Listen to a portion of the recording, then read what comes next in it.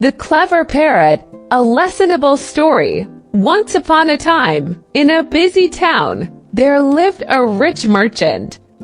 He loved his only daughter very much, and she was known to be kind, beautiful, and wise.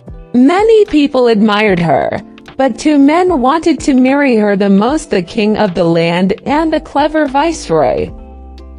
The merchant often traveled for business, and before one such trip, something unusual happened.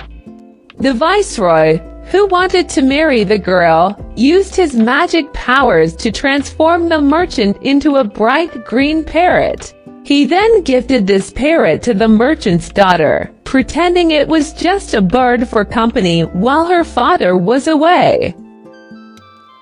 The girl adored the parrot. It was not like other birds. It could talk and tell wonderful stories. One evening, the parrot said, "Dear girl, while I tell you a story, you must promise not to meet anyone else until I finish." The girl agreed happily, for she loved listening to stories. Meanwhile, the king tried to send her gifts and even letters through her servants. But whenever a servant arrived, the girl would say, "Wait until the parrot finished the story." In this way, the king was never able to speak to her. Days passed, and the parrot continued to entertain and protect her. When the merchant returned from his trip, the parrot suddenly disappeared. The spell was broken, and the viceroy revealed himself as the one who had cleverly planned everything.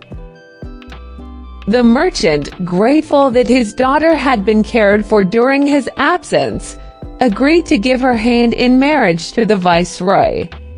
Suddenly, the king, who had longed to marry the girl, could not bear the loss and died of a broken heart. The viceroy and the girl, however, lived happily together. She admired his cleverness and wisdom, and he always reminded her of the time he had protected her in the form of a parrot. Moral of the story: wisdom and clever thinking can solve problems better than strength or power.